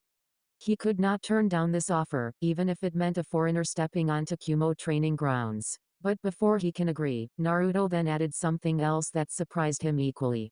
If this is not enough, I have something else I can offer Lord Raikage. It is to my understanding that there exists a shinobi in your village that is capable of a teleportation technique called the Heavenly Transfer Jutsu. Seeing a nod his head in response, Naruto continued, and to my understanding, it is only capable of transferring objects, not including yourself and the previous Raikage. Am I correct so far? I merely nodded his head in response with narrowed eyes, wondering where he was going with this. What if I told you I could find a way to erase such a limitation, and allow free teleportation of all things, whether it be objects, animals, or humans? At this, eyes widened once more with the Raikage slamming his hands onto his desk in total shock and exasperation. Is what you're saying true? A's shock was truly understandable. The military potential of freely teleporting fellow shinobi was enormous. The only limit would be the user's chakra reserves, but other than that, who wouldn't desire near instantaneous reinforcements of shinobi? Dire situations could be avoided and casualties could decrease. Not only could reinforcements be sent out, but it would also be possible to recall injured shinobi back with the same jutsu. Despite these advantages, it was much too good to be true. I was no fool, and he wouldn't be treated as such, so he decided to set some conditions. Very well, brat. I will agree to your terms under several conditions. You surely understand that in my position as Raikage, I can't allow any potential risks through, no matter how sweet the deal is. Seeing Naruto nod his head in response, A continued, "First, I want you to successfully complete the heavenly transfer jutsu as you said you could, and I would like to test these phones myself. To make sure it truly functions as you said it would. Once I have seen both happen, I will have one of my teams escort you to Genbu, where you will meet with my brother Killer B, who will then take you to the Falls of Truth. Following your training, I would then ask you to make these phones as you had promised. Is this agreeable?" Naruto thought this over for a moment. The Raikage took into account that Naruto may not be as trusting either, so he opted for an equal exchange. Naruto would complete the heavenly transfer jutsu before leaving towards the Falls of Truth, and only after he achieved his goal would Naruto complete the second half of his promise. Being that he would provide the village with 100 phones. This way, even if Naruto backed out from his second promise, they would at least have a complete teleportation jutsu. Similarly, Naruto wouldn't have to provide the phones until he received his reward, which avoided any betrayal on the village's part.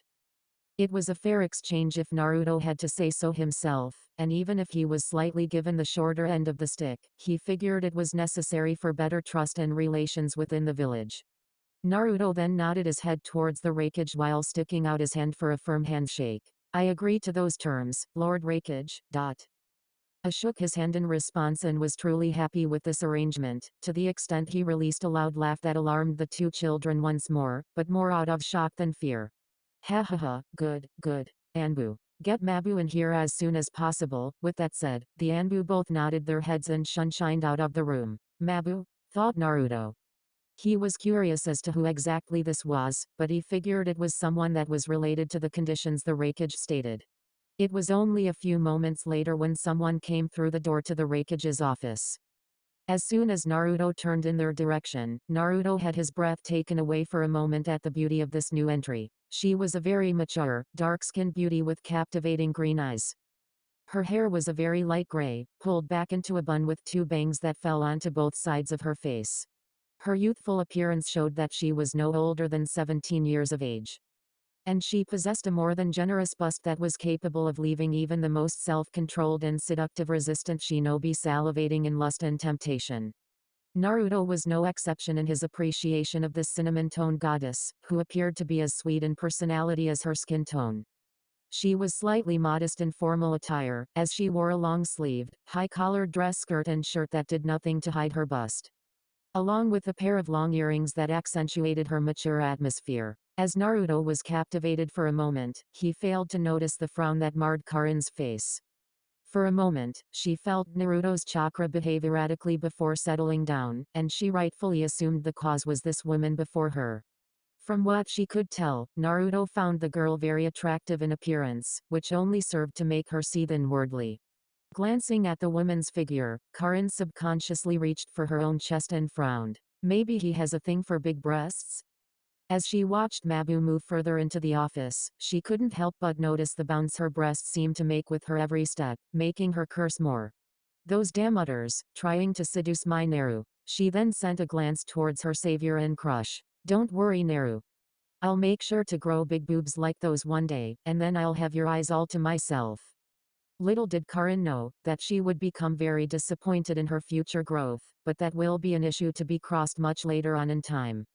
As Mabu entered the office, she noticed the youthful masked figure before turning her attention towards the Raikage for his orders. You called me, Lord Raikage. Seeing Mabu appear, A nodded his head. Yeah, you will need to work with the blue-haired kid for a while. From there, A explained to her why she would be spending time with the masked mercenary, which made her eyes widen in surprise before turning her attention back to the mysterious figure. Is he really able to help me with my jutsu? Her technique has been a constant source of frustration for her in the past, even until this day.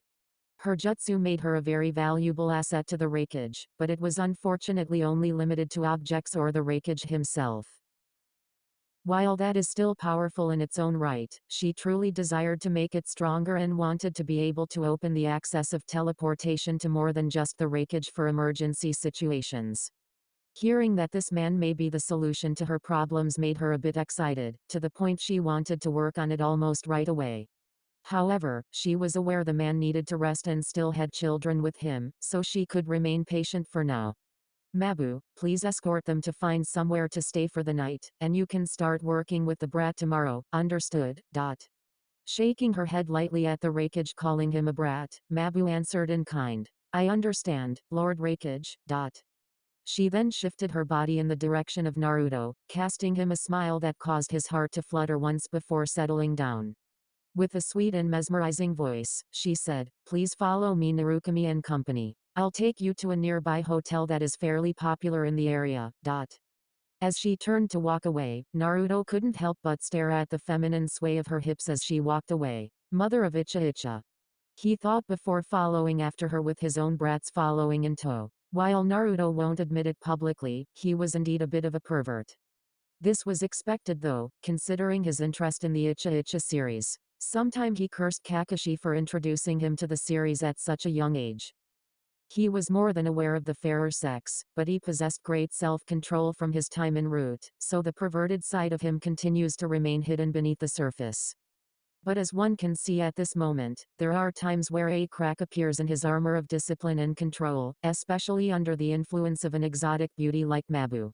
The contrast between dark skin and light hair just makes her so unique, a true beauty of yin and yang. And those eyes are just gah. I need to stop this. Naruto mused to himself in appreciation of the woman before him, until he realized what he was doing. I do not want to end up like Kakashi or that old crone of a pervert, Jiraiya. Karin continued to frown as she observed her favorite redhead and the dark-skinned beauty, while Sai adopted a curious expression. As they were lead out the door, Sai decided to use his phone to communicate with Naruto inaudibly. In a moment, Naruto soon heard Sai voice a question in his mind. Big brother. Is it really alright to be so open about your new invention so soon? I can't help but feel that this is a bit risky. Naruto smiled in response. Sai was sharp, and he was happy that he questioned his current action rather than blindly going along with it. Like I mentioned in the past, Sai, this is only a prototype with heavy limitations. If my luck is good, I should have a completed version before we even head to Genbu. This made Sai both surprised and confused at that. It was only 2 days ago that he first saw the device, and he already came up with a solution? He asked, a completed version? You have already solved the problem, brother. Naruto just shook his head and continued, not exactly Sai, but if my assumptions are correct, it will be solved once I study the heavenly transfer jutsu. I only offered the prototype because it is an incomplete version and will be far inferior to the next generation model. With luck, the newer model will have many more functions and practical uses without range limitations. Naruto then turned his head to Sai and said through the device, don't worry Sai, I know what I'm doing. The Raikage believes I got the shorter end of the stick, hence why he was so willing to go along with my desires. But in reality, I have much more to gain than he does, and it will become more evident once our business is finished in Kumo, just trust me. Sai only nodded his head in response since he trusted Naruto implicitly. He knew Naruto always had a reason for doing the things he did, so he could only wait until he decides to reveal it himself. No more words were exchanged from then on as Mabu led their group away to their lodgings to rest. Their time in Kumo was about to become much busier. Unknown Canyon. Within the organization, I'm known as Toby. Currently riding a boat in a river, 2 figures could be seen in the moonlight, making their way to a hidden cavern. The first figure that could be seen standing wore an orange, spiraled mask with one eye opening, revealing a active Sharingan. Adorning his body was the infamous cloak of Akatsuki that was black with several red clouds present throughout its exterior. The other seated figure was a familiar raven-haired Uchiha, who seemed to be very depressive and closed off at the moment. He was now among the few remaining Uchiha that now lived since his recent genocide of his clan. His brother Sasuke is the only other official survivor of the clan. Toby's existence in the world is not yet known, and he would make sure to keep it that way until the right moment arises. I'm not an official member. I'm a newbie within the organization who doesn't possess any spectacular jutsu. You should treat me the same way, continued Toby. Maintaining an unexpressive and detached look, Itachi questioned, why hide your true identity? If word gets out that Uchiha Madara is still alive, things could become complicated. He stated while continuing towards their destination. Only the leader of Akatsuki, who we're meeting now, knows my true identity. It was some time later, after a brief, but surprising encounter with Orochimaru, that Itachi finally was able to meet with the Akatsuki leader. And standing by his side was a blue-haired woman that was equally as expressionless as himself. The goal of Akatsuki is a world of true peace among shinobi. Pine began preaching towards Itachi. Instead of the 5 great shinobi nations, Akatsuki shall rule the world.